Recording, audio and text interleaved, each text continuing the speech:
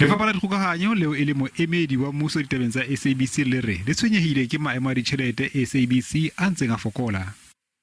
The decline in revenue that we are experiencing, and if it is not attended to, it might pose a significant threat for the SABC going forward. Management is insisting that there will be no need for a further bailout, but from our side, I think it does remain a concern.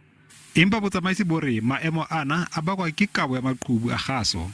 Because of our unique, I would say, role and very high cost structure, signal distribution cost is still one of the major costs faced by the SABC. And we are currently in talks with Centec through the involvement of the Competition Commission to have the tariffs that Centec charges us reviewed.